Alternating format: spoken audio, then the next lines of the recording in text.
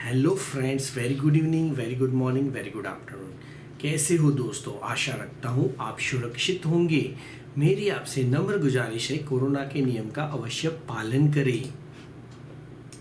दोस्तों, आज हम देखेंगे ईपीसीजी लाइसेंस कैसे लेते हैं। उसका एक ऑलरेडी प्रैक्टिकल वीडियो मैंने बना दिया है। आज का हमारा विषय है दोस्तों, export promotion capital goods scheme को हम समझेंगे, डिटेल में समझेंगे प्रोसीजर के साथ। मेरा नाम है कल्प शाह और हमारी ऑर्गेनाइजेशन का नाम है कल्प शाहज लीगल सहायता .com।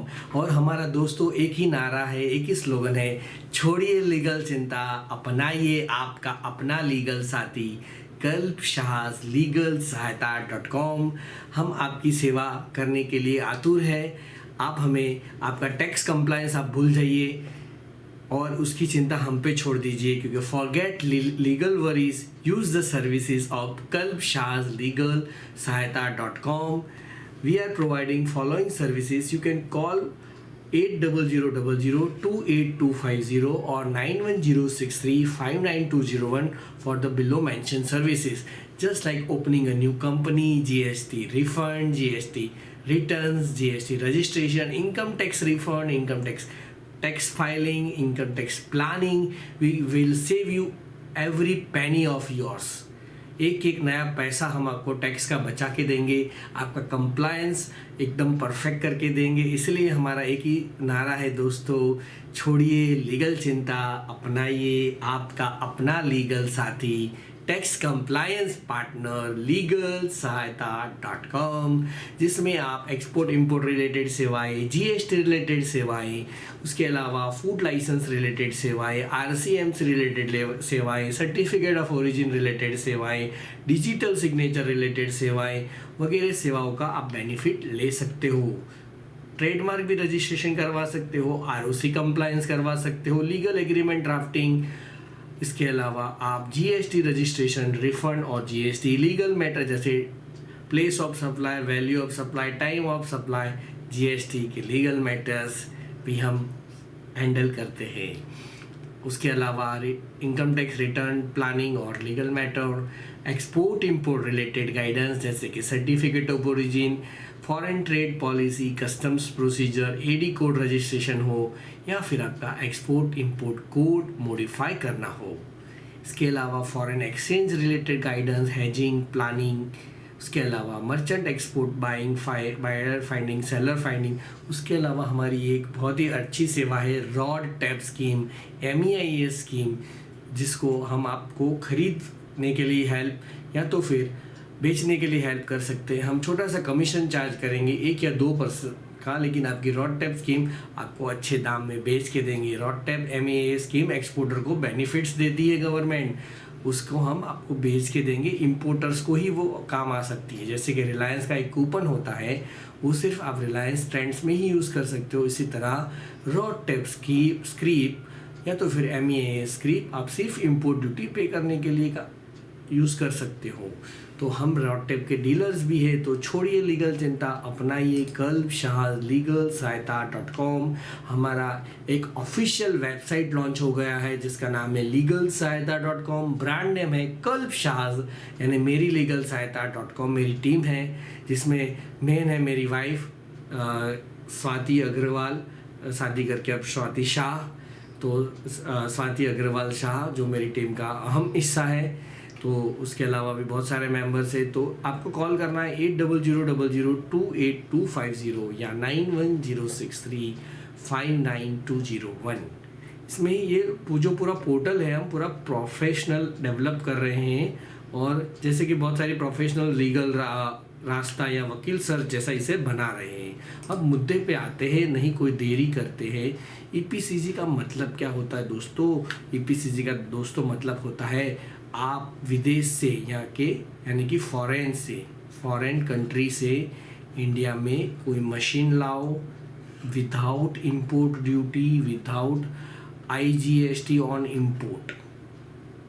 आपको कोई इंपोर्ट ड्यूटी पे नहीं करनी है, IGST पे नहीं करना है, और आपकी जितनी ड्यूटी सेव्ड हुई उसके 6 टाइम्स ये जो मशीन आप लाए, समझ लो ये मशीन है, उसमें से आपको प्रोडक्ट्स बनानी है, फिनिश्ड गुड्स बनाना है, फाइनल प्रोडक्ट बनानी है और विदेश में भेज देना है, जहाँ से लाए या फिर कोई भी कंट्री में, ऐसा ज़रूरी नहीं है।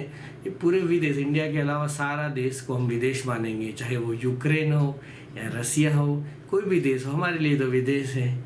तो हमें कहा पूरे वर्ल्ड में से कहीं से भी मशीन लाओ, उसकी जो ड्यूटी है वो पे मत करो, इंपोर्ट ड्यूटी, IGST या तो फिर सोशल वेलफेयर सरचार्ज हो, कुछ भी पे नहीं करना है। और जितनी ड्यूटी सेव्ड करी उसका आपको 6 गुना एक्सपोर्ट करना है, उसे कहते हैं एक्सपोर्ट ऑब्लिगेशन। ये एक्सपोर्ट ऑब्लिगेशन आपको 6 सालों के अंदर करना होता है।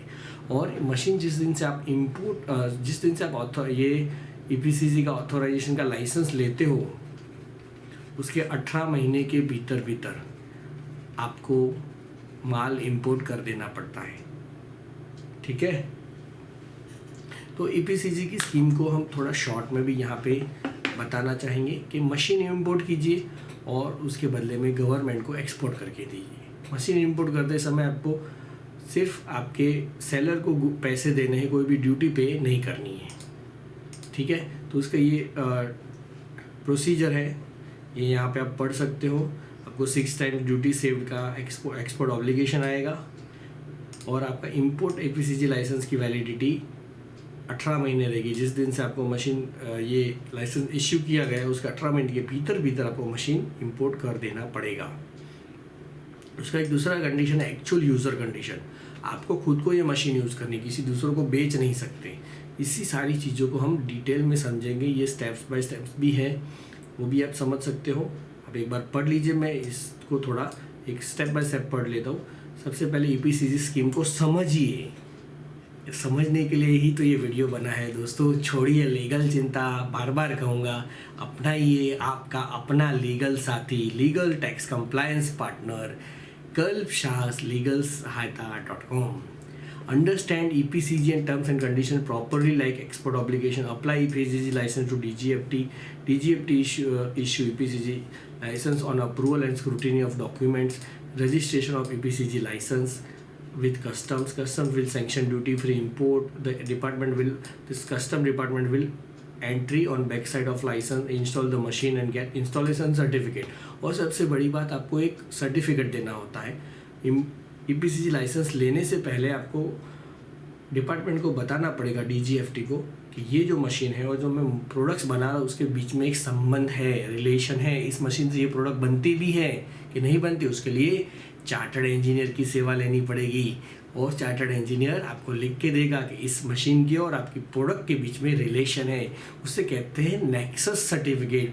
उसके लिए भी हमारे पास ही मेरे जो पूज्य ससुर जी है, फादर समान पिता तुल्य ससुर जी, श्री शरद चंद्र अग्रवाल जी चार्टर्ड इंजीनियर है, तो उनकी भी आप सहायता ले सकते हो, वही आपको सर्टिफिकेट इश्यू करके दे सकते हैं।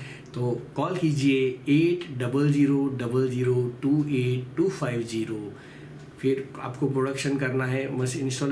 पहले एक बार नेक्सस सर्टिफिकेट यहाँ पे लेना पड़ेगा अप्लाई करने से पहले, फिर इंस्टॉल करने के बाद उसी इंजीनियर से इंस्टॉलेशन सर्टिफिकेट लेना है, किसी और से भी ले सकते हो, लेकिन चार्टर्ड इंजीनियर होना चाहिए।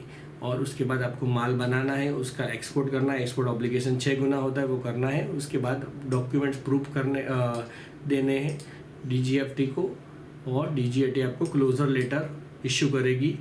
फिर आपने जब यहाँ पे कस्टम से माल छुड़वाया होगा ना ड्यूटी फ्री, तो कस्टम्स ने आपसे एक बैंक गारंटी ली होगी कि आपकी ये जो ड्यूटी सेव्ड हो गई, अगर आपने एक्सपोर्ट ऑब्लिगेशन नहीं किया तो हम किससे पैसे लेंगे, तो बैंक से लेंगे। तो बैंक गारंटी भी आपको देनी पड़ती है, उसका भी मैं आपको फॉर्मेट वगैरह बता दूंगा। फिर submit closure letter receive from DGFT to the customs. तो आपको फिर जो क्लोजर लेटर आपको DGFT से मिला वो आपको कस्टम्स को जमा कराना है, बैंक गारंटी छुड़वानी है। तो ये आपकी पूरी प्रोसीजर हो गई। उसको हम स्टेप बाय स्टेप समझते हैं, पूरा लॉ समझते हैं। EPCG का कहना क्या चाहते हो बाबूराव, कहना क्या चाहते हो।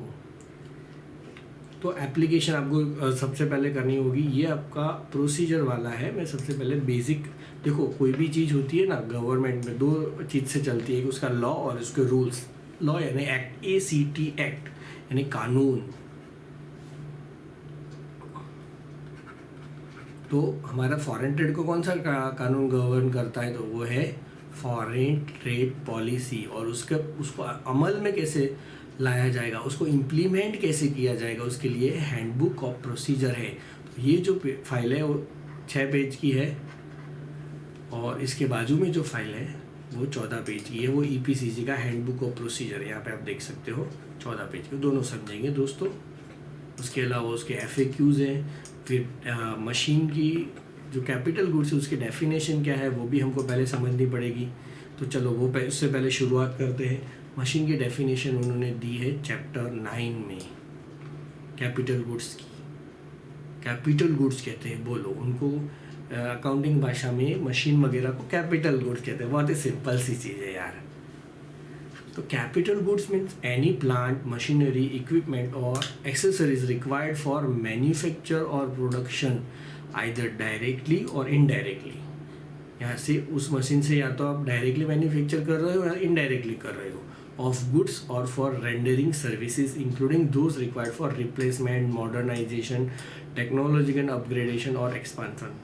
ठीक है, नॉर्मल सी डेफिनेशन है। It includes packing machinery and equipment. Packaging के लिए मशीनरी लाते हो, वो भी आप उसको भी आप EPCG के तहत ड्यूटी फ्री करवा सकते हो। रेफ्रिजरेशन कर रहे हो तो उसको भी करवा सकते हो। पावर जनरेटिंग सेट्स के लिए भी करवा सकते हो, जो अगर आप एक्सपोर्ट ओरिएंटेड यूनिट हो और आपको जनरेटर लाना चाहते हो, भले ही वो डायरेक्टली उससे गुड्स नहीं बनते, लेकिन आपके फैक्ट्री में तो वो काम आ रहा है ना दोस्तों, तो उसका आप इस्तेमाल कर सकते हो EPCG लाइसेंस का।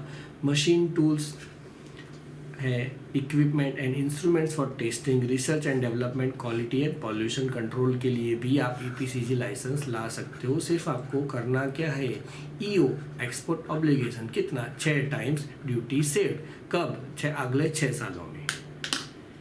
कैपिटल गुड्स में B for use in manufacturing, mining, agriculture, aquaculture, animal husbandry, floriculture, horticulture, pisciculture and so।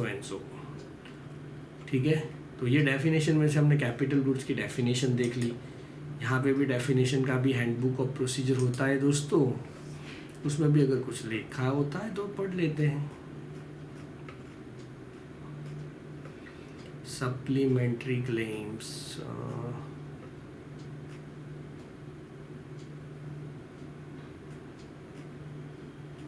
ठीक है, ज़्यादा तो कुछ नहीं लिखा है, डायरेक्ट ही हम FTP पे आ जाते हैं, फॉरेन ट्रेड पॉलिसी।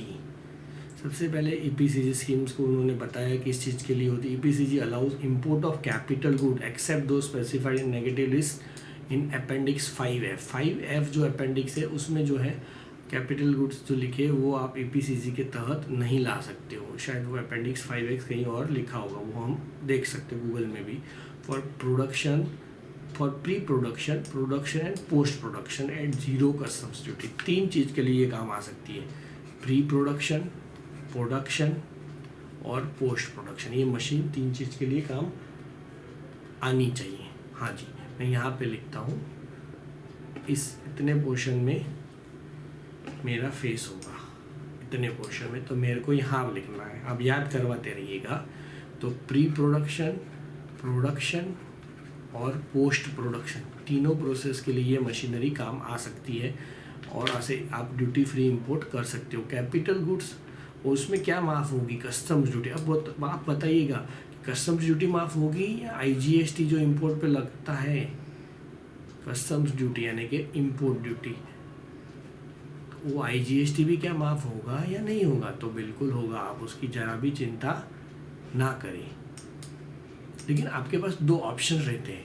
अगर आप IGST माफ़ नहीं करवाते हो, पे कर देते हो, तो उसकी आपको इनपुट टैक्स क्रेडिट मिल जाती है दोस्तों, तो उसकी भी आपको कुछ चिंता करने की ज़रूरत नहीं है। ठीक है ना दोस्तों, आपके पास 2 ऑप्शन है। क्योंकि मैं तो यही चाहूँगा, मेरी सजेशन ये रहेगी आप इंपोर्ट ड्यूटी माफ़ ना करवाएं। इंपोर्ट ड्यूटी माफ़ कराओगे ना तो फिर क्या होगा कि आपको, सॉरी इंपोर्ट ड्यूटी नहीं, IGST माफ़ ना करवाए, वरना आपका एक्सपोर्ट ऑब्लिगेशन बढ़ जाएगा। क्योंकि नॉर्मली 18%, 28% ऐसी होती है IGST। उसकी इनपुट टैक्स क्रेडिट ले ले, उसको या तो लोकल में यूज़ कर ले या तो with payment of IGST export कर ले और उसका रिफंड ले ले दोस्तों, क्योंकि एक्सपोर्ट के दो तरीके हैं, export with payment of IGST, export without payment of IGST। जो विथ पेमेंट ऑफ IGST वाला ऑप्शन है जिसमें आप ऐसा मान लेते हो, ऐसा समझ लेते हो कि आपने लोकल में ही बेचा है, भले ही एक्सपोर्ट किया हो और पूरा GST पे करते हो, लेकिन लोकल में पे किया हुआ GST या फिर लगा हुआ GST कहीं वापस नहीं मिलता, लेकिन एक्सपोर्ट में पूरा भरो पूरा वापस लो।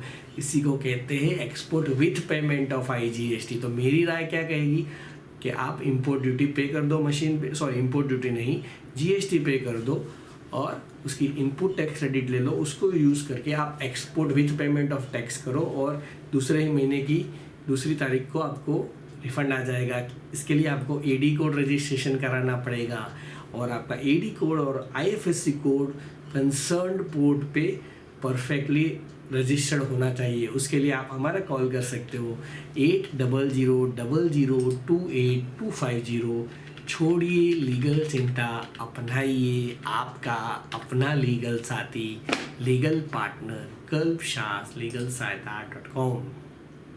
थोड़ा फास्ट जाते हैं, ठीक है। कौन से कैपिटल गुड्स अलाउड है, ठीक है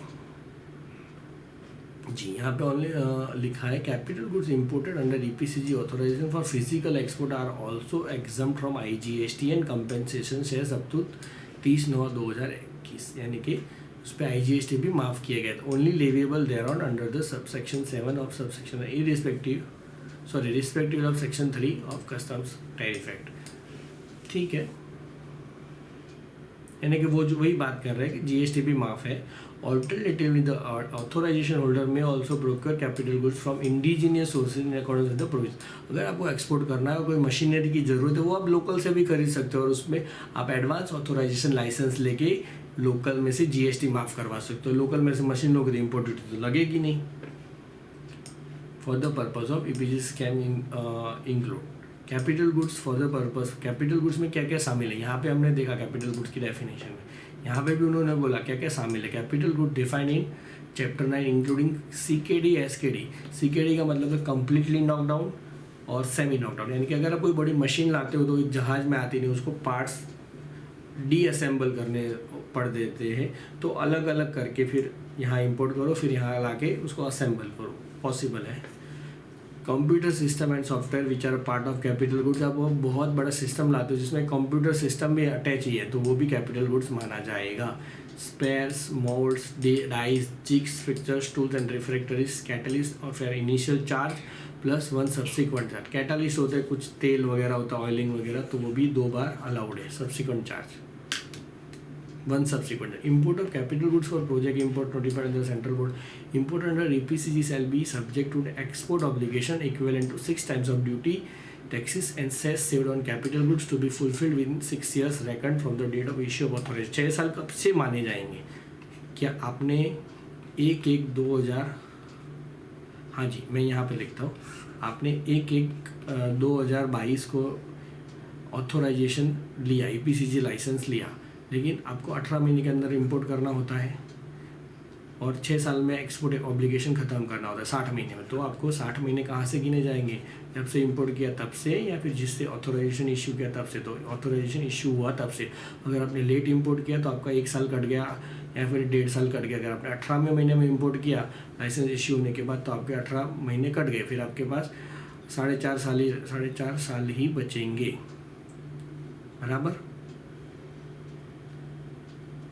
बराबर ना स्वाति?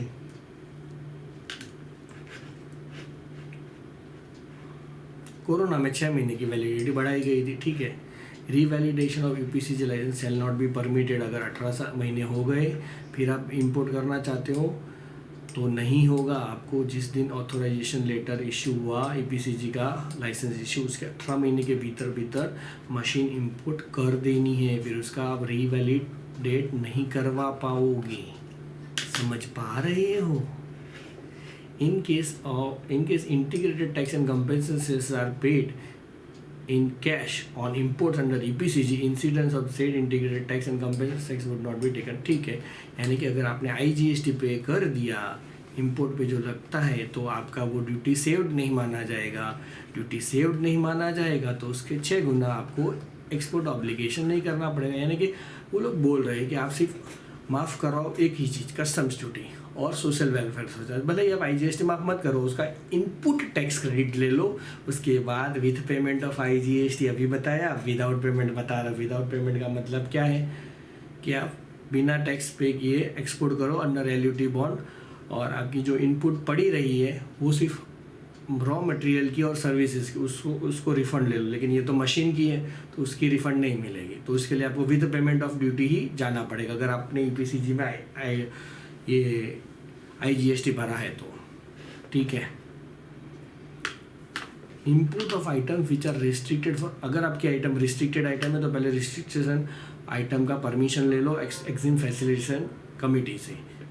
ठीक है।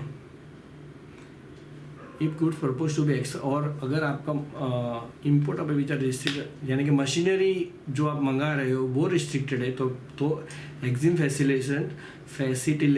फैसिलिटेशन सेंटर कमिटी का permission low. If the goods, या फिर आप मशीनरी से जो फाइनल प्रोडक्ट बनाने वाले हो वो अगर रिस्ट्रिक्टेड फॉर एक्सपोर्ट है, ये restricted machinery restricted for import है, आप जो फाइनल प्रोडक्ट बना रहे हो वो रिस्ट्रिक्टेड फॉर एक्सपोर्ट है, तो भी आपको परमिशन लेनी पड़ेगी। EXIM facilitation committee. Coverage, EPCG covers manufacture export, ये खास इंपॉर्टेंट है। मेरे पास बहुत क्वेरी आ गई है, आप समझ इसे वीडियो मत समझिएगा पहली तो बार, ये पूरा सेमिनार है। सेमिनार में कोई टाइम लिमिट नहीं होती है, वरना मैं शॉर्ट में ख़त्म कर देती था, 5 मिनट में ख़त्म हो जाता। ये सेमिनार है, नॉलेज है। EPCG scheme covers manufacture exporter with और विदाउट सपोर्टिंग मैन्युफैक्चर। अब मेरे पास एक क्वेरी आई थी कि मेरी प्रोडक्ट को 2 प्रोसेस लगती है, प्रोसेस 1 प्रोसेस 2, जिसमें से मैं प्रोसेस 1 इस मशीन से करूँगा, प्रोसेस 2 जॉब वर्किंग कराऊंगा और मैं खुद उससे वापस लेके मैं खुद एक्सपोर्ट करूँगा। ये मैन्युफैक्चरर मुझे ऐसे बोल रहा था। मोड़ासा के थे हमारे भाई श्री, नाम नहीं बता पाऊँगा। तो उन्होंने मुझे बोला क्या ये हो सकता है, तो क्या लिखा है, manufacture exporter EPCG schemes covers manufacturer exporters with और विदाउट सपोर्टिंग मैन्युफैक्चर। तो इसका ये जॉब वर्कर हो गया, वो सपोर्टिंग मैन्युफैक्चरर हो गया। फिर क्या क्या कवर है, merchant exporter tied to supporting manufacturer. अगर आप खुद मर्चेंट एक्सपोर्टर हो, आपके पास मैन्युफैक्चरिंग फैसिलिटी नहीं है, तो आप मशीन इंपोर्ट करो और आपके सपोर्टिंग टाइड जो मैन्युफैक्चर आपने जो टाई अप करा हुआ है उस मैन्युफैक्चरर को मशीन दे दो, उससे बोलो जॉब वर्किंग कराओगे, जा भाई मशीन मैं तुझे दे रहा हूँ, तो माल पैदा करके दे, मैं एक्सपोर्ट कर दूंगा। एंड सर्विस प्रोवाइडर्स भी मशीन, अगर आप इन्फोसिस हो, अगर आपको 1000 कंप्यूटर इंपोर्ट करने हैं तो अलाउड है, नो प्रॉब्लम। आपके लिए कंप्यूटर क्या है, कैपिटल गुड्स, उससे आप क्या करोगे, service export, that's it, final. Name of supporting manufacturer shall be endorse on the EPCG authorisation before installation of the capital goods in the factory.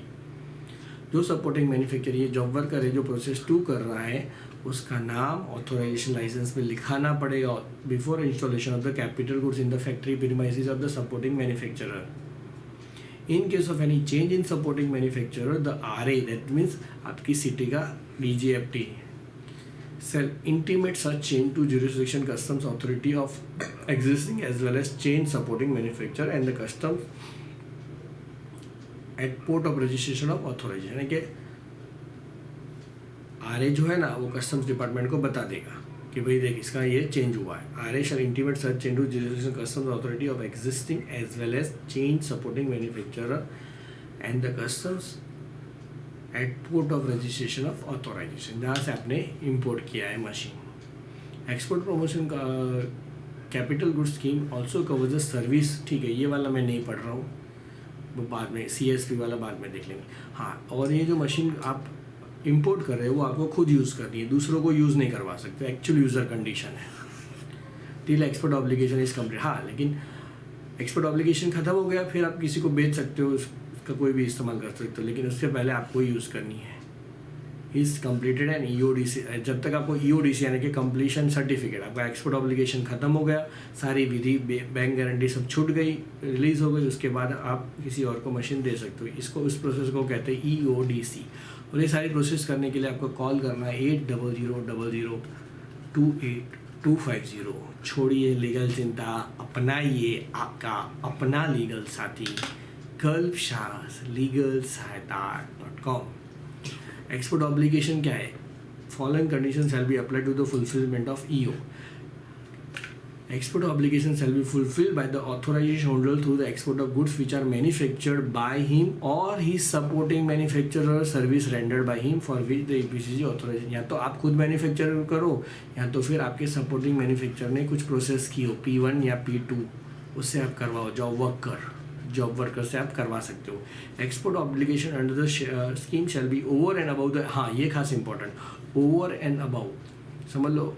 Over and above क्या? Over and above average level of export achieved by the applicant in the preceding 3 licensing years for the same and similar products with in the overall export obligation period including extended period if any except for categories mention in para.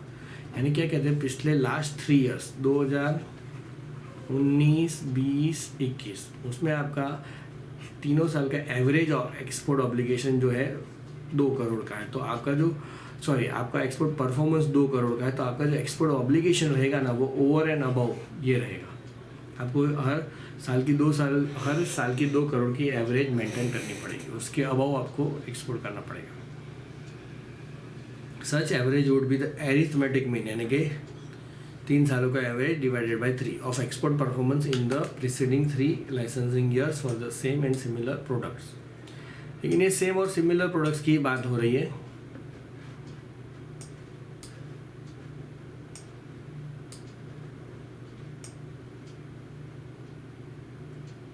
लेकिन अगर आप कोई नई product export कर रहे हो जो पिछले 3 सालों में आपने एक्सपोर्ट नहीं करी थी, तो मेरा ये ओपिनियन है उसमें आपको एवरेज एक्सपोर्ट ऑब्लिगेशन मेंटेन करने की ज़रूरत नहीं है। क्या लिखा? EO under the scheme shall be over and above the average level of export achieved by the applicant in the preceding 3 licensing years for the same and similar product with in the overall EO period including extended period if any except for the categories mention. So such average would be arithmetic mean the preceding 3 for the same and similar products. नई product का export कर रहे हो तो उसमें average maintain करने की ज़रूरत नहीं है मेरे हिसाब से, in my humble opinion. In case of indigenous इसमें मैं थोड़ा डाउटफुल हूँ, लेकिन मेरा ओपिनियन तो ये रीडिंग का यही करता है। फिर भी जो एक्सपीरियंस है उससे हम इससे राय ले सकते हैं। आई डोंट डिनाई टेकिंग राय। In case of indigenous sourcing of capital goods specific export obligation shall be 25% less than. ठीक है, अगर आप इंडिया से मशीन ले लेते हो तो आपको एक्सपोर्ट ऑब्लिगेशन 25% कम होगा, तो 6 टाइम्स जो आएगा उसमें -25% ऑफ 6 टाइम्स। और इंडिया से लेते हो तो उसमें तो इम्पोर्ट ड्यूटी लगी नहीं होगी, सिर्फ GST लगा होगा, IGST CGST जो भी लगा होगा। शिपमेंट्स, हाँ ये बहुत ही इंपॉर्टेंट है। Shipments under advance authorisation DFIA drawback scheme और reward scheme under chapter 3 would also be count for fulfilment of EO। यानी कि क्या कहना चाहता है? आपने प्लास्टिक के दाने, प्लास्टिक एग्जाम्पल के थ्रू बताता हूँ, प्लास्टिक के दाने उसको क्या कहते हैं? ग्रेन्यूल्स इंपोर्ट किए जो आपने एडवांस ऑथोराइजेशन के तहत किए, वो आपका क्या है? रॉ मटेरियल है प्लास्टिक के दाने। उसमें से आपने प्लास्टिक के बॉक्स बनाए, प्लास्टिक की चेयर बनाई, और तो ये आपका एडवांस ऑथोराइजेशन के तहत आप प्लास्टिक के granules without import duty import कर सकते हो। फिर आपके पास एक ऑब्लिगेशन रहता है 15% वैल्यू एडिशन करके और स्टैंडर्ड इनपुट आउटपुट नॉर्म्स का पालन करके उसे आप एक्सपोर्ट कर दो। क्या ये एक्सपोर्ट आप जो कर रहे हो प्लास्टिक के दाने से, जो प्लास्टिक की चेयर बना रहे हो, लेकिन उसमें आपने जो मशीन यूज़ किया दाने में से चेयर बनाने के लिए, वो आपका EPCG के तहत आपने लाया था, इंपोर्ट किया था। यानी कि रॉ मटेरियल भी इम्पोर्टेड और मशीनरी भी इम्पोर्टेड। तो क्या ये आप एक ही, लेकिन एक्सपोर्ट ट्रांजैक्शन एक ही है जो प्लास्टिक की चेयर है, तो क्या ये दोनों का फुलफिलमेंट माना जाएगा? एडवांस ऑथोराइजेशन का भी फुलफिलमेंट हो गया 15% वैल्यू एडिशन करके, और EPCG का भी ड्यूटी सेव का 6% में, ये समझ लो 1 करोड़ का ट्रांजैक्शन है चेयर एक्सपोर्ट का, तो 1 करोड़ दोनों जगह माने जाएंगे? हाँ, दोनों जगह माने जाएंगे। एडवांस ऑथराइजेशन के एक्सपोर्ट ऑब्लिगेशन में से भी 1 करोड़ कम हो गया और ईपीसीजी के एक्सपोर्ट ऑब्लिगेशन में से भी 1 करोड़ कम हो, क्योंकि दोनों स्कीम अलग है। एक रॉ मटेरियल रिलेटेड है, कैपिटल गुड्स रिलेटेड है। Export shall be physical export, however supply as specified in para shall also be counted toward fulfilment of export. यानी कि कहना क्या चाहता है, just give me a minute, कि 7 चैप्टर है ना, वो है आपका डीम्ड एक्सपोर्ट। तो आपको तो फिजिकल एक्सपोर्ट ही करना है, इंडिया से बाहर माल जाना चाहिए, लेकिन उसका एक्सेप्शन है, ये रहा 7.02, उसे कहते हैं deemed export. Supply goods under the following categories by manufacturer under categories by main shall be regarded as deemed export. Supply of goods against advance authorisation, अगर किसी के पास एडवांस ऑथराइजेशन है इंडिया में और आप उसको ड्यूटी फ्री माल देते हो तो वो आपका डीम्ड एक्सपोर्ट हो गया। भले ही इंडिया के बाहर नहीं निकले, लेकिन उसने एक लाइसेंस लिया, वो गवर्नमेंट को बोल रहा है मैं इंडिया में ही बिना जीएसटी पे किए माल खरीद रहा हूँ और उससे एक्सपोर्ट कर दूंगा। तो आपने उस एडवांस ऑथराइजेशन होल्डर को माल दिया, उसे कहते हैं डीम्ड एक्सपोर्ट। या तो फिर आपने किसको माल दिया, supply goods export oriented unit. Surat में बहुत सारी डायमंड कंपनी है जिसमें सिर्फ डायमंड ही बनते हैं और पूरा 100% एक्सपोर्ट होता है। इंडिया वाले डायमंड इतना यूज़ नहीं कर सकते, इंडिया करते हैं, कर तो सकते, करते नहीं है। इंडिया में गोल्ड का क्रेज है। तो ईओयू इन सूरत को आपने क्या दिया, माल दिया, तो वो आपका क्या हो गया, डीम्ड एक्सपोर्ट। क्योंकि ईओयू वाले क्या करेंगे, उसको अल्टीमेटली तो एक्सपोर्ट ही करेंगे ना। यानी कि इस deemed export is pan ultimate transaction before export. Pan ultimate मतलब पैन अल्टीमेट ट्रांजैक्शन, यानी कि एक्सपोर्ट के पहले का एक स्टेप। ये ईओयू वाला एक्सपोर्ट कर रहा है, आप ईओयू वाले को दे रहे हो, तो you are penultimate export, penultimate transaction in the chain of export, तो उसे कहते हैं डीम्ड एक्सपोर्ट। और डीम्ड एक्सपोर्ट भी इसमें अलाउड है ईपीसीजी में। Supply capital goods under EPCG authorisation, आपने किसी लोकल ईपीसीजी होल्डर को मशीन फ्री ऑफ जीएसटी दी, उसके पास ईपीसीजी है इसलिए, तो वो डीम्ड एक्सपोर्ट माना जाएगा, क्योंकि वो उस मशीन में से माल पैदा करके एक्सपोर्ट ही करने वाला है। तो हम यहाँ पे थे कि भले ही फिजिकल एक्सपोर्ट नहीं हुआ डीम्ड एक्सपोर्ट के अंदर, आपने सूरत वाले को दिया, डायमंड वाले को, तो वो भी आपका क्या माना जाएगा, एक्सपोर्ट ऑब्लिगेशन का फुलफिलमेंट ही माना जाएगा। और ठीक है, सेल काउंटेड टुवर्ड्स फुलफिल। इसमें भी हैंडबुक ऑफ प्रोसीजर में लिखा था, वो हम पढ़ते हैं, क्या लिखा है उसमें, तो ये भी लिखा हुआ है,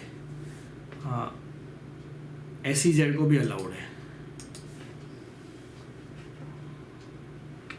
कौन से पैरा में थे स्वाति? 5.11। हाँ जी, 5.11 में लिखा है,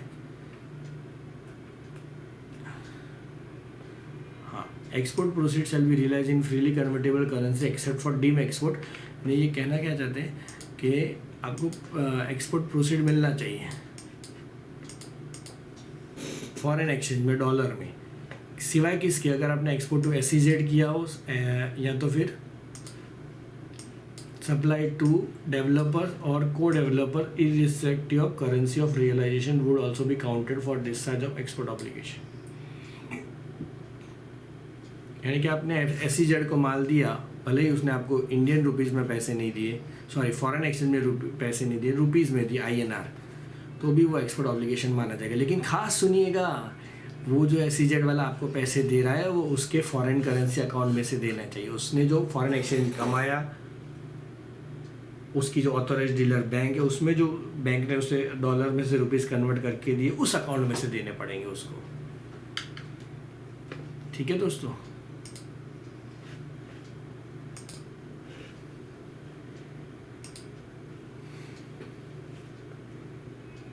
जी हाँ, तो आप SEZ को सप्लाई कर सकते हो, भले ही आपको डॉलर में पेमेंट ना मिले, लेकिन नॉर्मल एक्सपोर्ट ऑब्लिगेशन है, उसमें आपको पैसे डॉलर में मिलने चाहिए, जो फ्रीली कन्वर्टेबल करेंसी होनी चाहिए। अब कौन सी फ्रीली कन्वर्टेबल करेंसी है, तो डॉलर, पाउंड, यूरो तो है, बाकी आप गूगल कर लो। ठीक है sir, EO export obligation can be fulfilled by the supplier of ITA items to DTA provided realization in foreign exchange. ठीक है, आप ये भी गूगल कर सकते हो. Royalty payment received by the authorisation holder in freely convertible currency and foreign exchange received for R&D services shall also be counted for discharge under EPCG. Payment received in rupee terms for such services as notified in Appendix 5D shall also be counted towards EO. LUT bond in case of agro units. LUT bond or 15% bank guarantee as applicable may be furnished for EPCG authorization granted to units in agri export zones provided EPCG authorization is taken for export of primary agricultural products और their value added variant. उनको क्या बोलते हैं 15% bank guarantee देनी पड़ेगी. Bank guarantee के बहुत सारे रूल्स भी हैं और बहुत सारे सर्कुलर्स भी है, वो हम थोड़ा आगे देखते हैं.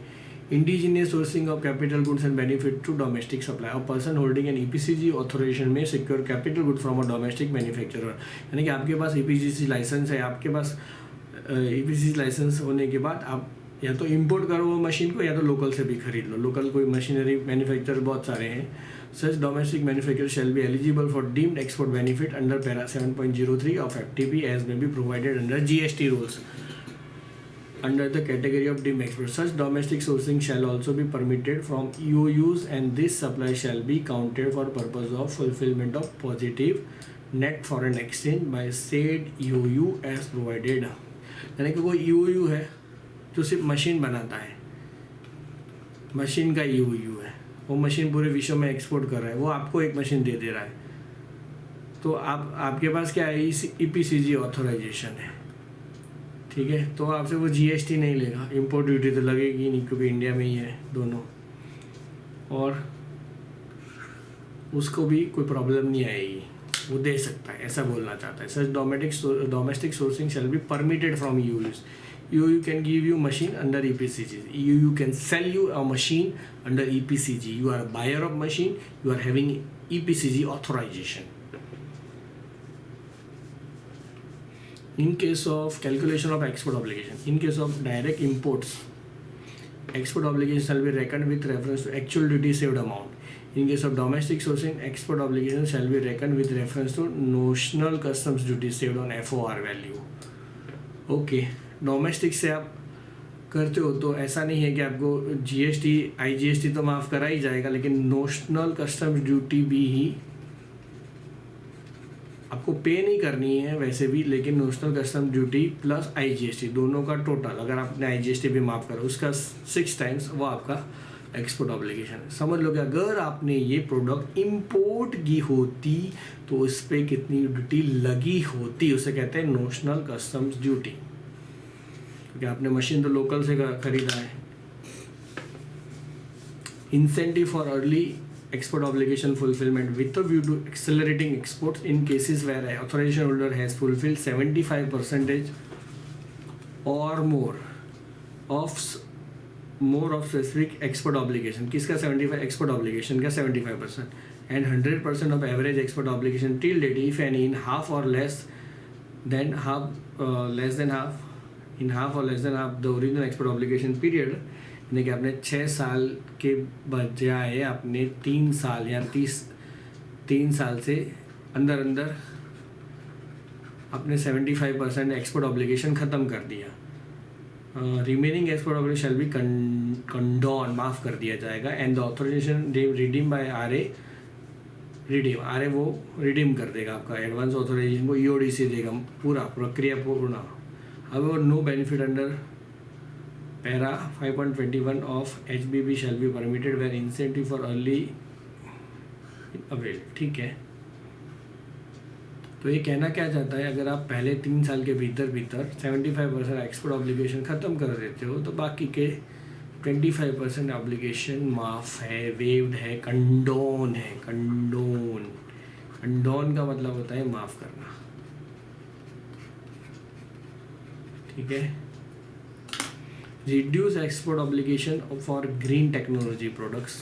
ठीक है, पहला पढ़ लेना, 75% है.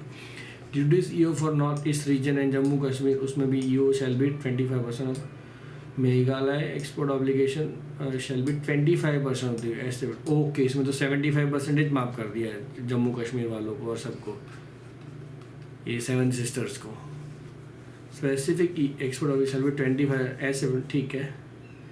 There shall be no change in average, हाँ लेकिन एवरेज एक्सपोर्ट ऑब्लिगेशन उनको करना पड़ेगा। पोस्ट एक्सपोर्ट, हाँ ठीक है, ये स्क्रिप्ट बाद में पढ़ेंगे हम, उसका प्रोसीजर पहले देखते हैं। पोस्ट एक्सपोर्ट चलो पढ़ ही लेते। Post export EPCG duty script shall be available to exporters who intend to import capital goods on full payment of applicable duties, taxes and cess, cash, and choose to opt for this scheme. Basic customs duty paid on capital goods shall be remitted in the form of freely transferable duty scripts similar to those issued under Chapter 3 of FTP. Specific export obligations shall be 85% of the applicable specific export obligation under the EPCG scheme. However, average shall be maintained. Duty remission shall be proportional to the EO fulfilled. All provision of utilization fees shall be applicable. ये कहना क्या चाहता है कि आप machine import कर रहे हो, आपको डर है कि एक्सपोर्ट ऑब्लिगेशन होगा कि नहीं होगा, तो आप क्या करते हो, पहले पूरी ड्यूटी पे कर देते हो, फिर आप एक्सपोर्ट करते हो। पहले क्या करने का, मशीन इंपोर्ट करने का, फिर क्या करने का, इंपोर्ट करते ही इंपोर्ट ड्यूटी सब पे कर देने का, फिर क्या करने का, आपको 6 टाइम्स जो एक्सपोर्ट ऑब्लिगेशन है उसका 85% एक्सपोर्ट करने का। उसके बाद आपको क्या मिलेगा, उसके बदले में आपकी ड्यूटी तो आपने ऑलरेडी पे कर दी, वो वापस नहीं मिलेगी, लेकिन क्या मिलेगी, duty script. Duty script is one kind of coupon और one kind of your balance in Paytm account which can be use only in Paytm। In the same manner script balance can be use only to pay duty. इसका इस्तेमाल आप सिर्फ duty पे करने के लिए कर सकते हो, इम्पोर्ट ड्यूटी, यानी कि आप किसी इम्पोर्टर को बेच दो या फिर आप कुछ नया इम्पोर्ट करो, और हम उसके डीलर भी हैं। अगर आपको इम्पोर्ट ड्यूटी वाली स्क्रिप्ट बेचनी है तो हम आपको इम्पोर्टर ढूंढ के देंगे अगर आप एक्सपोर्टर हो तो, ठीक है।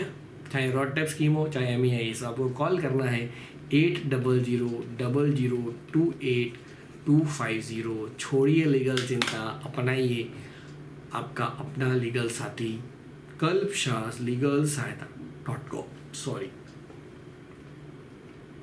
All provisions for utilization of scripts issued under Chapter 3 of Foreign Trade Policy shall be applicable. अब ये स्क्रिप्ट कैसे यूज़ होगी उसके लिए आपको Chapter 3 में जाना पड़ेगा, ठीक है। ठीक है, ओ ये बहुत बड़ा वाक्य लिख दिया।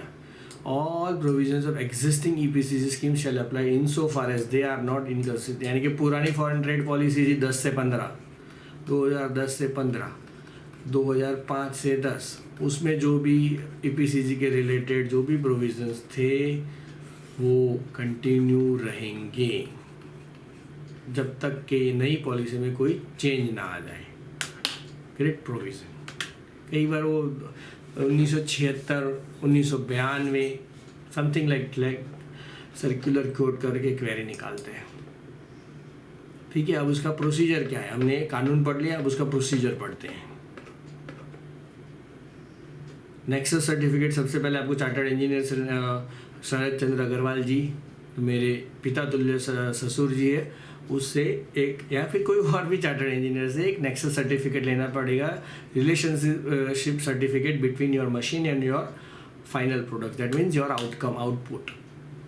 वो लिख के देगा, he will write that this machine and this final product has some relation, this final products or this output can be produced or manufactured from this machine.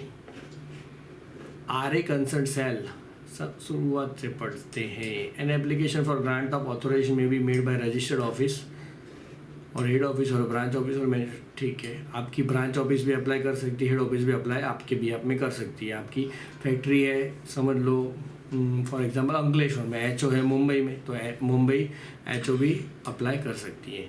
Nexus certification, RA concern on the basis of nexus certificate from the independent chartered engineer submitted by the applicant, issue EPCG authorized reasonable wastage if any anticipated at the time of installation of CG will be certified by chartered engineer in the nexus certificate, and the same would be mentioned in the condition sheet of EPCG authorization at the time of issue। यानी कि कुछ wastage होता है वो भी आपका chartered engineer आपको उस पर लिख के देगा, और जब आपको EPCG लाइसेंस इश्यू होगा उसमें बहुत सारी कंडीशन होगी, 1 2 3 4, उसे कहते हैं condition sheet.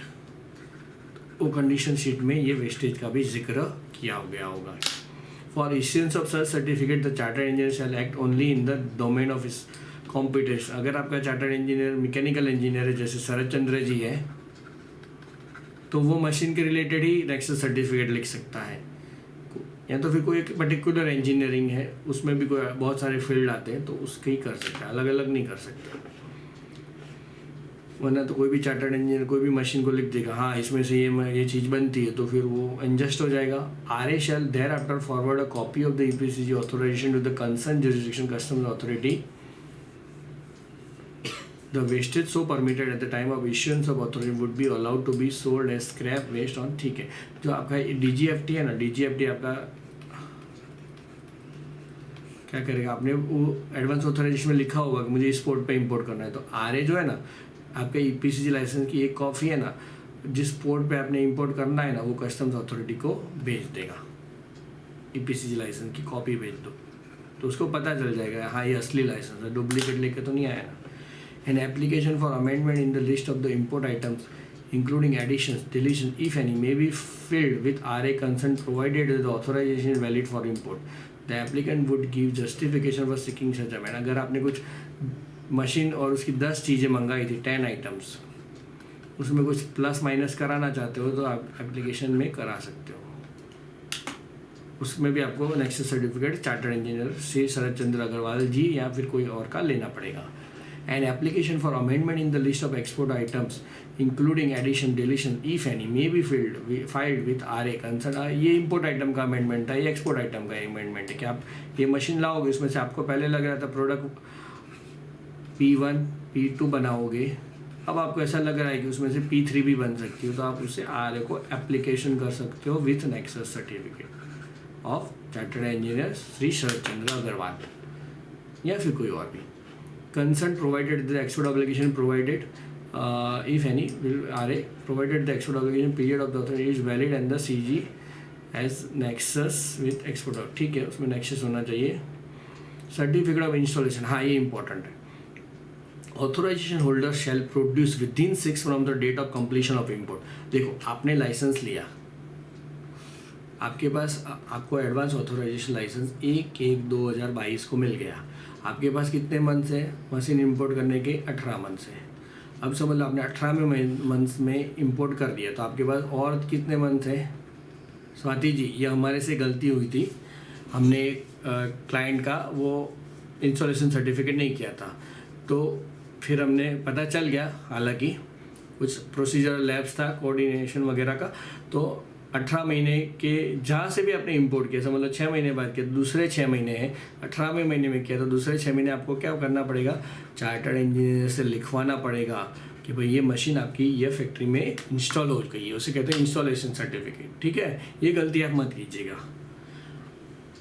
Within 6 months from the date of completion of import to the concerned RA, a certificate from the jurisdiction customs authority or an independent chartered engineer, या तो आप कस्टम ऑफिसर से लिखवा दो और DGFT को वो लिखवाया हुआ दे दो, या तो फिर चार्टर्ड इंजीनियर से लिखवाओ और DGFT को दे दो कि हाँ भाई ये मशीन आपकी ये फैक्ट्री में इंस्टॉल हो चुके हैं at the option of the authoriser. आपको किससे लिखवाना? ऑफिसर से लिखवाना, कस्टम ऑफिसर को, या इंजीनियर से लिखवाना, वो आपकी मर्जी है।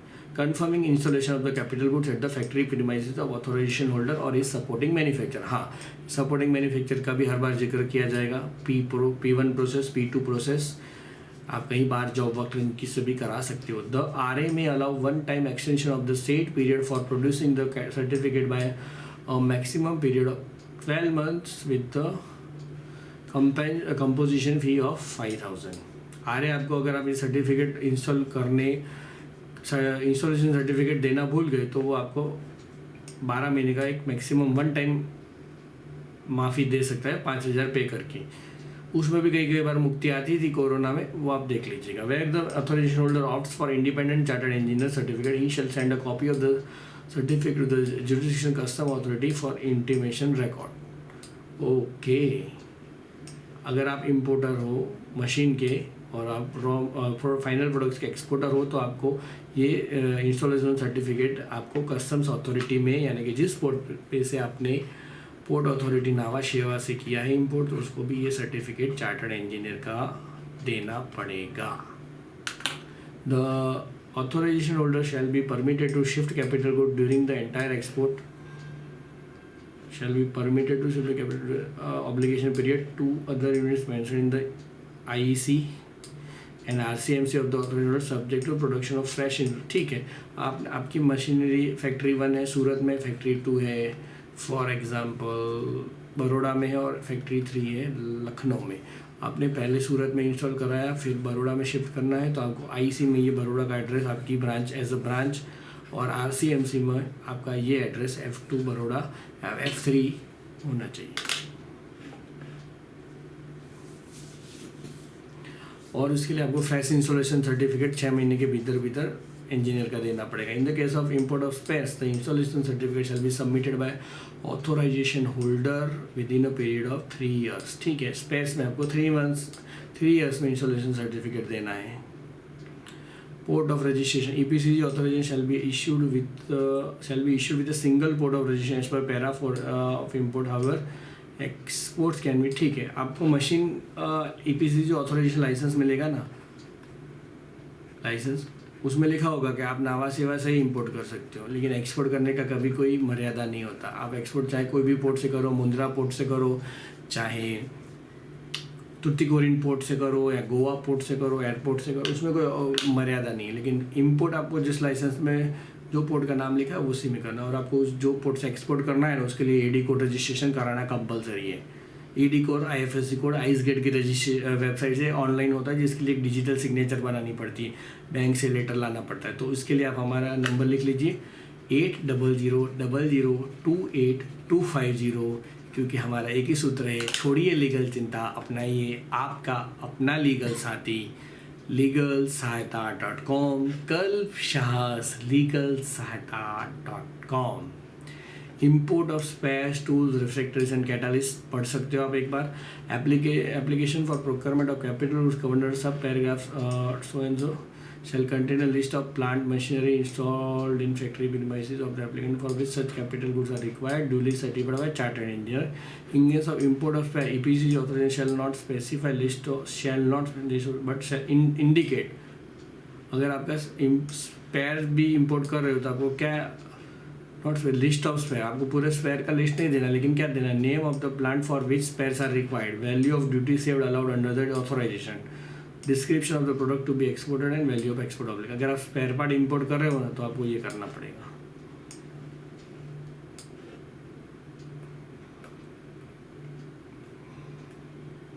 Authorise holder shall maintain a register. हाँ, ये खास ये प्रोसीजरल पार्ट है, ये अगर आपने लैप्स किया और वो DGFT का ऑफिसर आ गया तो फिर हो सकता है प्रॉब्लम में। Authorisation holder maintain a register, वो किस चीज़ का रजिस्टर रखना है, of stock and consumption of capital goods covered under para so and so para of foreign trade policy imported under the scheme, and at the time of final reduction of export obligation authorisation holder shall submit certificate from independent chartered engineer confirming that their use in the installed capital goods on the basis of such register।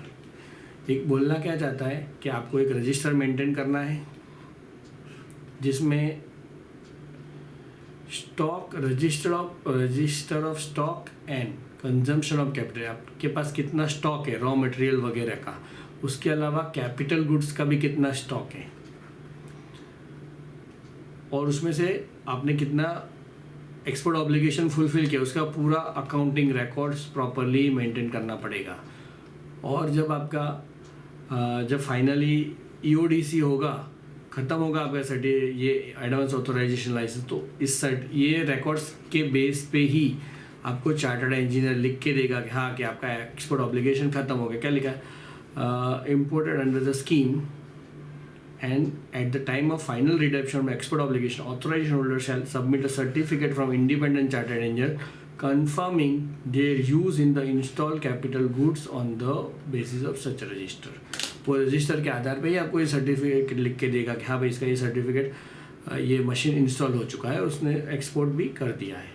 Conversion of EOU relocated SEZ unit to DTA unit under EPC, ये हम नहीं पढ़ते हैं।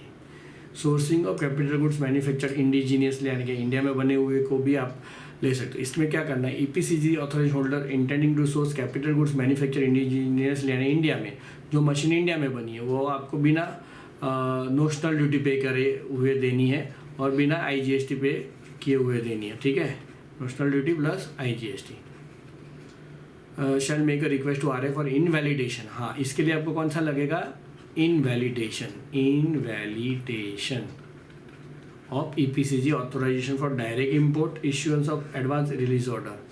Make a request to RA for invalidation of EPCG authorisation for direct import, issuance of advance release order. ARO और invalidation ये दो picture में आएंगे। For availing deem export benefits as given in para, so red with para so and so.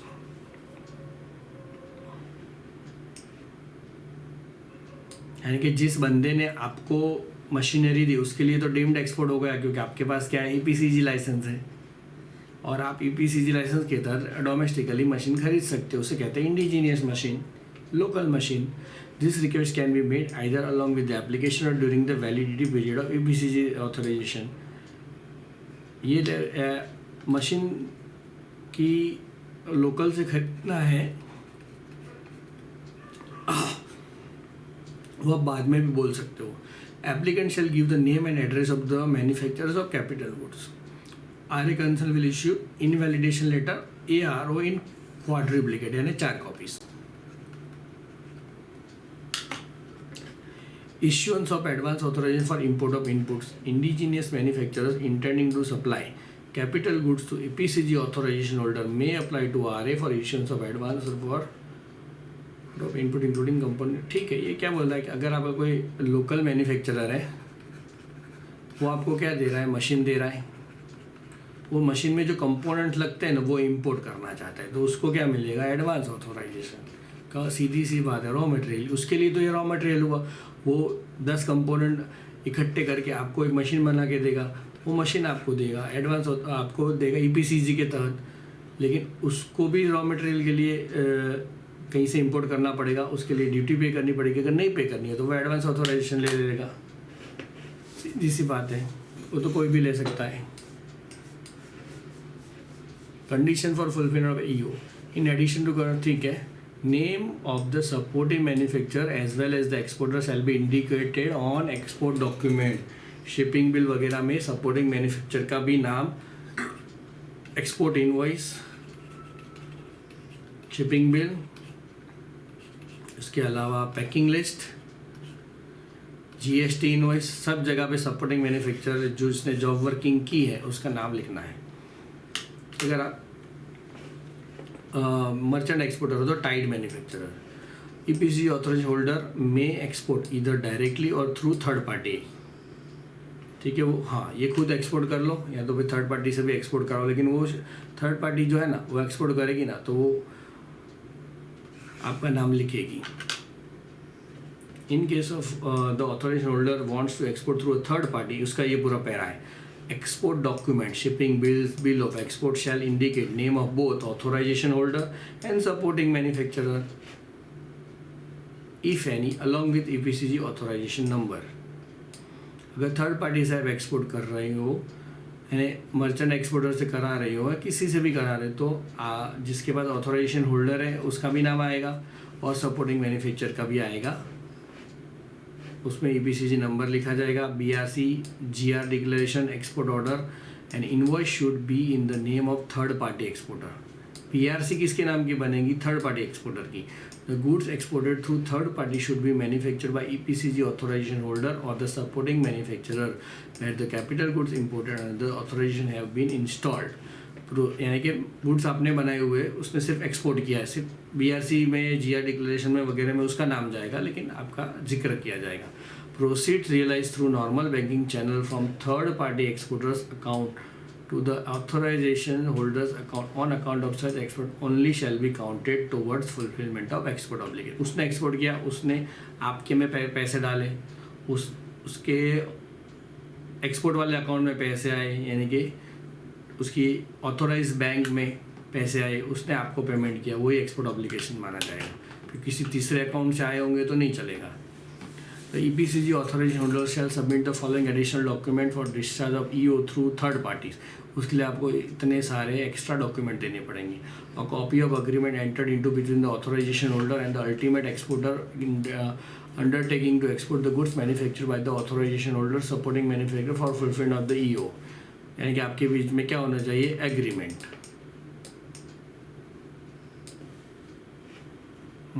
Proof of having dispatch the goods from authorisation holders factory minimise to the ultimate export, आपको पास proof होना चाहिए कि आप manufacture हो, आपने वो third party exporter को वो माल दे दिए, यानी कि ARE1 सर्टिफिकेट इशूड बस। अब आ गया आपका e-way bill, tax invoice for export prescribed under the GST rules with due authentication by the custom verifying the export along with the shipping bill number, date and EPCG authorisation number or invoice duly incorporating the relevant EPCG authorisation number. Invoice में भी आपका नाम होना चाहिए, ठीक है। Lorry received logistical evidence for transportation of goods from the premises of the authorization holder, that is manufacturer, to the third party merchant exporter, and undertaking from the third party on a stamp paper declaring that the products exported for fulfillment of EO by them on behalf of license holder as per the details given in the statement of work मैंने, ठीक है, वो लिख के देगा कि ये आपने मैन्युफैक्चर की, उसने जो एक्सपोर्ट की है वो आपके द्वारा बनाई गई, वो स्टैम्प पेपर पे लिख के देगा। Financial evidence for having received proceed through normal banking channel from third party exporters account to the authorise, हाँ नहीं, आपको आपकी है ना पासबुक देनी पड़ेगी। उस पासबुक में कैसी एंट्री होगी, जो मर्चेंट एक्सपोर्टर है ना, थर्ड पार्टी एक्सपोर्टर, उसने आपके खाते में पैसे जमा किए हैं, उसके पैसे आपके खाते में जमा, ये कौन है, मर्चेंट एक्सपोर्टर। उसका कौन सा अकाउंट रिसीव फॉर HDFC, आपका कौन सा है, BOB, तो HDFC से BOB में पैसे गए ना, ऐसे ही आपको बैंक स्टेटमेंट या पासबुक देनी पड़ेगी। Disclaimer certificate from third party that they shall not use proceeds toward export obligation of any, हाँ ठीक है। इसके पास भी कोई EPCG लाइसेंस है तो वो उसको दो जगह एक्सपोर्ट ऑब्लिगेशन फुलफिल, ट्रांजैक्शन आपने किया 1 करोड़ का, वो एक, और उसके पास भी एक EPCG का लाइसेंस है, तो वो आपके ही एक्सपोर्ट ऑब्लिगेशन के अगेंस्ट में ये एक्सपोर्ट 1 करोड़ का दिखाएगा। फिर उसको वो अपने एक्सपोर्ट ऑब्लिगेशन के तहत भी दिखा देगा, तो गवर्नमेंट एक ही एक्सपोर्ट पे दो एक्सपोर्ट ऑब्लिगेशन का वेव नहीं करेगी ना, नहीं गिनेगी ना, काउंट नहीं करेगी। Simple common logic sense, export proceeds shall be realise in freely convertible currency, ये तो हमने पढ़ लिया। और SEZ को भी आप डीम्ड एक्सपोर्ट कर सकते हो, लेकिन उसका पेमेंट उसका जो फॉरेन करेंसी वाला अकाउंट है उसी से आना चाहिए। Calculation of average export obligation, while calculating average export obligation, exports counted being counted, while calculating export obligation, average export obligation जो लास्ट 3 ईयर्स का माना जाता है, last 3 years counted, exports counted being counted for fulfilling specific export obligation against EPCG authorization within valid EO period, whether original or extended, that have been made in the preceding 3 years will not be taken into account.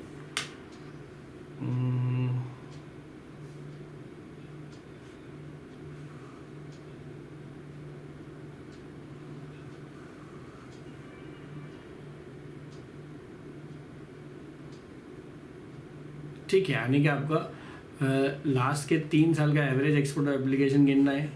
उसमें कुछ export ऐसा था जो आपने कुछ export ऐसा था जो आपने EPCG के अगेंस्ट में किया था, तो उसको एवरेज एक्सपोर्ट नहीं मानेंगे, उसको एक्सक्लूड कर देंगे। क्या लिखा है, while calculating average export obligation, export counted being counted for fulfilling specific export obligation against EPCG authorisation with in valid export obligation period, whether original or extended, that have been made in the preceding 3 years will not be taken into account। ठीक है, यानी कि EPCG के against में जो आपने export किया उसको एवरेज ऑब्लिगेशन में नहीं मानेंगे। उसके अलावा का जो है वो आपको मेंटेन करना है। EPCG वाला मेंटेन करेंगे तो फिर वो डबल मेंटेन करना हो जाएगा ना। Exemption from maintenance of average export obligation, in case of export of goods relating to the following shall not trigger, इन लोगों को नहीं करना है। किन को, हैंडीक्राफ्ट, हैंडलूम, एग्रीकल्चर, हाँ ये खास इम्पोर्टेंट है, ज़्यादातर agriculture, cottage and tiny sector, ये कैंसर, ये कभी करना नहीं, पाप लगता है, ये करना है। कारपेट्स, कॉयर, जूट, हाँ इन लोगों के लिए खास ध्यान रखिए, 1 2 3 और ये 3, इनको एक्सपोर्ट ऑब्लिगेशन से एवरेज एक्सपोर्ट ऑब्लिगेशन से मुक्ति दी गई है।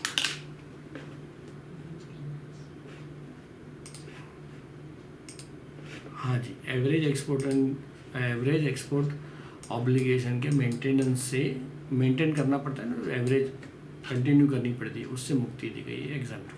However this exemption from maintenance of average export obligation shall not be allowed for import of fishing trawlers boats. ठीक है, इन लोगों को तो अलाउड नहीं है, कुछ भी अलाउड नहीं है। Good accepting tools imported under EPC scheme by sector specified in सब पैराग्राफ अबव। ठीक है, ये नहीं पढ़ते, क्या लिखा है, good accepting tools imported under EPC scheme by sector specified in सब पैराग्राफ अबव।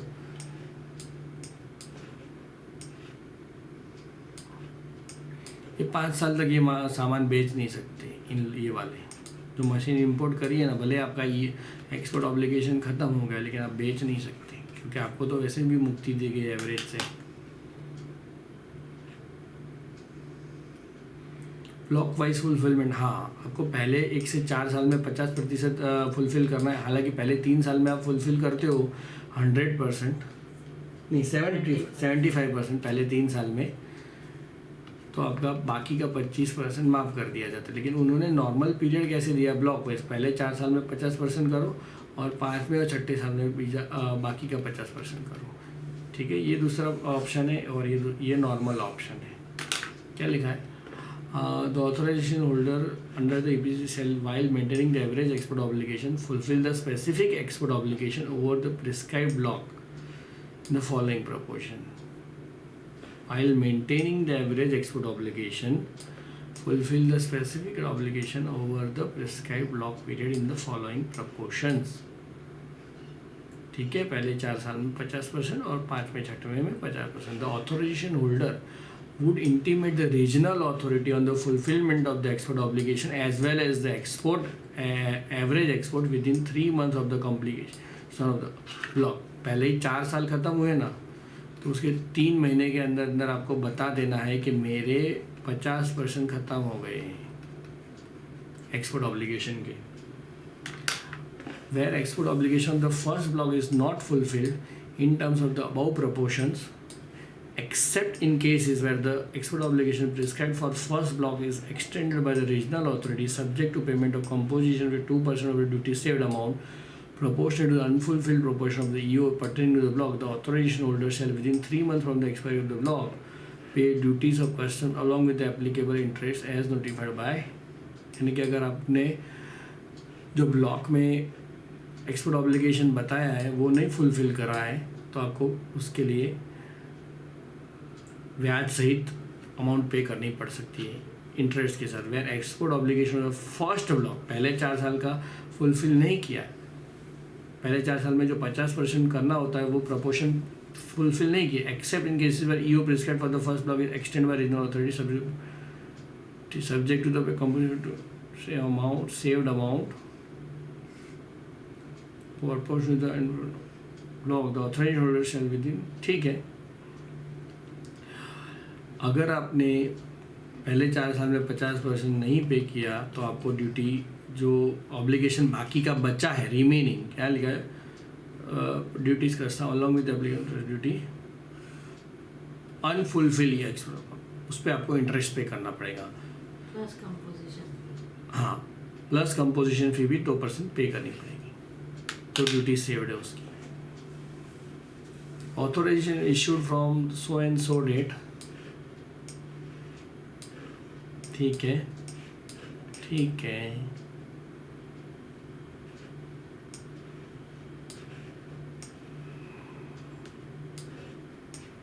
और आप एक फाइनेंशियल ईयर में 31 मार्च के बाद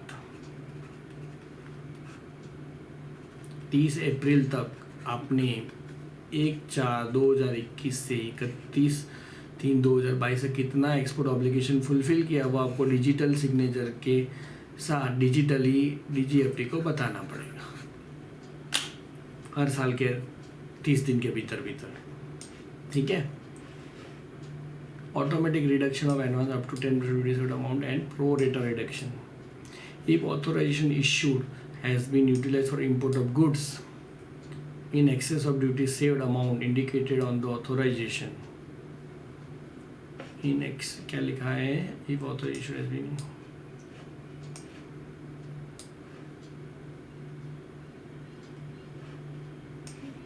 in excess of duty saved amount indicated on the authorization by not more than 10% authorization shall be. ठीक है, अगर आपने 1 करोड़ की ड्यूटी सेव कराई थी और आपने 1.10 करोड़ की ड्यूटी सेव कर दी, यानी कि थोड़ा महंगा 10% मशीन ज़्यादा महंगा खरीद लिया तो चलेगा, तो automatic authority shall be deemed to have been enhance. EPCG licence में लिखा था कि आपकी ड्यूटी सेव्ड 1 करोड़ है, यानी कि मशीन करीबन आपका 10 करोड़ का होगा, लेकिन आपने 11 करोड़ का ला दिया तो आपकी ड्यूटी हो गई 1 करोड़ 10 लाख, तो चलेगा. Customs shall automatically allow clearance of such goods without endorsement by RA concern. आपको डीजीएफटी को पूछने की भी जरूरत नहीं. The authorisation holder shall furnish additional fee to cover furnish additional fee to cover excess imports affected in terms of duty saved amount to RA concerned. Additional fee to cover excess import affected in terms of duty saved amount to RA concerned within 1 month of excess import taking place. ठीक है, जो आपने 10% ज़्यादा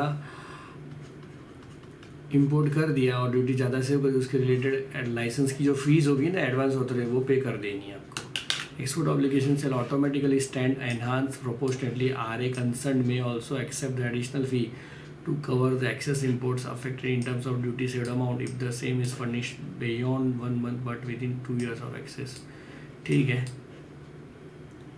थोड़ा late भी हो गए तो 5,000 भर के भी काम कर सकते हो, यानी कि 10% ज़्यादा कर सकते हो आप जितना लिखा है, लेकिन उसके लिए भी आपको फिर नियत समय मर्यादा में बता देना है, और उसकी जो गवर्नमेंट की फ़ीस होती है ना, चार्ज, प्रोसीजरल चार्ज, वो चार्ज पे कर देना. In excess of duty saved amount indicated on the authorisation by more than 10%, the RA concern as per its delegated power may allowed enhancement its in duty saved amount of ECG. ठीक है, उस 10% से ज़्यादा के लिए आपको permission लेनी पड़ेगी. If you want to buy more costly machine by 10%, then take permission, और इतनी एक्स्ट्रा बीजी भी देनी पड़ेगी. Less than the duty saved amount indicated on the export. ठीक है, और आपने कम वाला किया मशीन,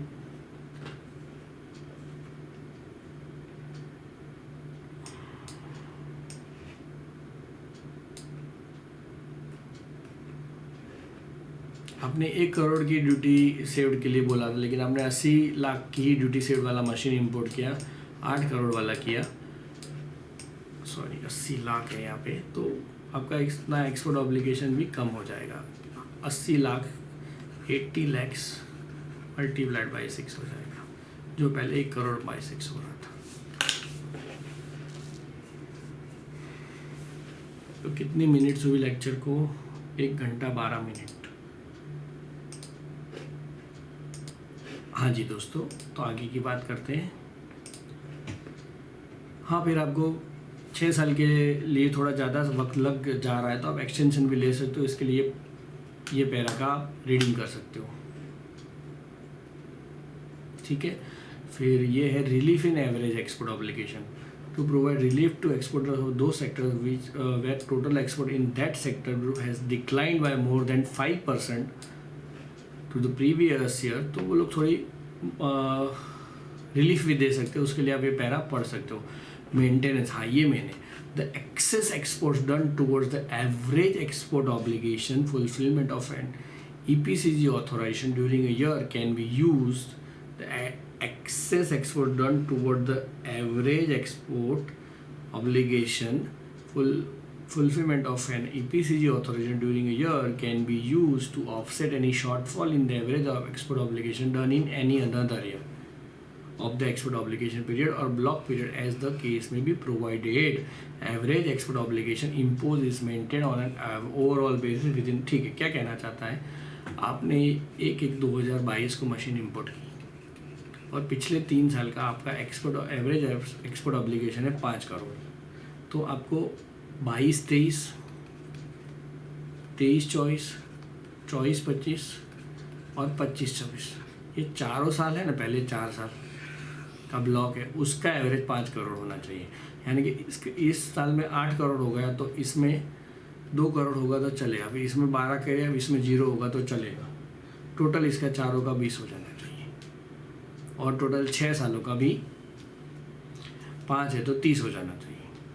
यानी कि ये जो एक्सपोर्ट ऑब्लिगेशन के ब्लॉक है ना, पहले 4 साल का ब्लॉक, तो 4 साल में जो एवरेज एक्सपोर्ट ऑब्लिगेशन का ऑब्लिगेशन है, एवरेज एक्सपोर्ट ऑब्लिगेशन है, वो थोड़ा बहुत आगे पीछे कर सकते, 1 साल का दूसरे साल में एडजस्ट कर सकते हो। ये अच्छा पॉइंट था। Automatic export obligation extension in the event of ban, अगर आपकी प्रोडक्ट बैन हो गई तो 2 साल के लिए बैन रही तो आपका एक्सपोर्ट ऑब्लिगेशन पीरियड 6 साल की जगह 8 साल हो जाएगा। रिडम्पशन, ये इंपॉर्टेंट है। Authorization holder shall apply for redemption in ANF 5B with document prescribed therein as to proof of export fulfillment। आपको फुलफिलमेंट करना पड़ेगा, उसका प्रूफ दे के ANF 5B अप्लाई करना पड़ेगा, ऑनलाइन होता है।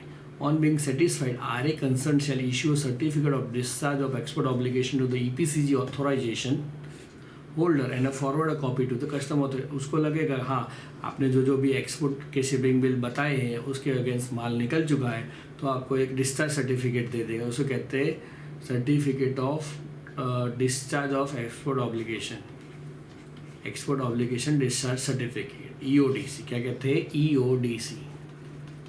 बहुत इंपॉर्टेंट है EODC, वरना ब्याज चढ़ता रहेगा। कंसर्न, ठीक है। तो और वो जो RA होगा, यानी कि DGFT को RA कहते हैं, DGFT आपके शहर की DGFT को RA कहते हैं, वो एक्सपोर्ट EODC सर्टिफिकेट किसको भेजेगा? पोर्ट वाले को भी भेजेगा, नावा शेवा को। नावा शेवा बड़ा पोर्ट है। Holder and forward a copy to with whom BG or LUT and a bank guarantee has been executed. A statement giving details of the documents submitted by the authorization holder towards evidence of export obligation fulfillment shall also be endorsed with the certificate। ये जो certificate देगा EODC, उसके नीचे एक statement होगा, एक ऐसा statement होगा, सारी माहिती होगी, विगत होगी। किस चीज़ की माहिती होगी? Details of document submitted by the authorised holder toward the evidence of fulfilment, के इसने सारी विगत दी, ये शिपिंग बिल नंबर है, उसके अगेंस्ट इतना अमाउंट है, ये कंट्री में गया, ये डेट को गया है, वो सारी वो ये EODC के नीचे ही आ जाएगी, पूरा एक लिस्ट, ताकि पक्का प्रूफ रहे, देखो भाई मैंने तो फुलफिल करा दिया है। RA shall process such application ordinarily within 30 days। EODC 30 दिन में प्रोसेस होएगा। Shortcomings if any shall be pointed out in one go, यानी कि हर बार अलग अलग गलती नहीं निकालेंगे, जो भी गलती होगी एक बार ही बता देंगे। डेफिशिएंसी मेमो कहते हैं, DM। GST में भी ये रूल आ गया, DM देना तो एक साथ ही दो। अगर पहले DM में जो गलती नहीं दी थी वो दूसरे DM में नई गलती निकाल के दो देंगे तो नहीं चलाएंगे गवर्नमेंट। यानी गवर्नमेंट नहीं बोला है कि गलती बतानी है तो एक ही बार में सारी बता दो, ताकि वो इत्मीनान से सारी गलतियाँ सुधार सके। पहली बार एक गलती बताई, फिर वो सुधार के आया, फिर दूसरी गलती बताई। ये धक्के खाने वाला काम ease of doing business Modi के राज में नहीं होगा, ठीक है। All correspondence thereafter shall relate to this deficiencies only. नई डेफिशिएंसी नहीं निकालनी है। Fresh correspondence if necessary shall be within 15 days। Once documents are complete, EO will be discharge, export obligation will be discharge, export obligation discharge certificate मिल जाएगा complete documentation के बाद। Application that remain outstanding beyond a period of 60 days after receipt of complete document shall be reported to the EPCG division. अगर आपने सारे document जमा कर दिए, 60 दिन के भीतर भी आपका EODC नहीं आया, हेडक्वार्टर में इन्फॉर्म करो। उनकी थोड़ी माहिती वो लोग मांगेंगे कि भाई क्यों नहीं आया, कुछ डिले क्यों हुआ, समझ सकते हो बाकी की बात। Regularisation of bona fide default and exit from EPCG scheme, ठीक है, पढ़ते हैं, क्यों नहीं पढ़ेंगे। In case EPCG authorization holder fails to fulfill prescribed export obligation, he shall pay customs duty along with applicable interest as prescribed by customs authority. Such facility can also be availed by EPCG authorization holder to exit at his option. The authorization holder will have the option to furnish valid duties credit scripts issued under chapter 3 for payment of cost. ठीक है, आप निकल सकते हो ब्याज के सहित duty पे कर सके. कैन ऑल्सो पे duty interest suo motu on the basis of self calculation. ठीक है. Every EPCG authorization holder shall maintain for period of 2 years from the date of redemption a true and proper accounts of export supplies made and services rendered toward. आपके पास 6 साल है, 6 साल के बाद भी 2 साल आपको रिकॉर्ड्स रखने हैं, प्रॉपर रिकॉर्ड्स मेंटेन करने हैं. री export, repair, replacement of capital. ठीक है, इसको नहीं पढ़ते हैं. पैनल एक्शंस, कुछ फ्रॉड वर्ड किया तो इस कानून के तहत लग जाएगी. क्लबिंग ऑफ EPCG ऑथोराइजेशन, आप क्लबिंग कर सकते हो, वो अभी मैं नहीं पढ़ रहा हूँ. और post export EPCG duty script भी नहीं पढ़ रहा हूँ. तो थैंक यू दोस्तों आपकी ये सपोर्ट के लिए. और आपको कॉल करना है लीगल सेवाओं के लिए 80000282509106359201. दोस्तों छोड़िए लीगल चिंता, अपनाइए आपका अपना लीगल साथी, legal tax compliance partner Kalpshahs legal सहायता.com, www.legalsahayata.com. नंबर है 8000028250 और चैनल का नाम है कल्पशाह GST क्लासेस. अगर आपने लाइक शेयर सब्सक्राइब नहीं किया है तो कृपया लाइक शेयर सब्सक्राइब अवश्य कीजिए. Thank you.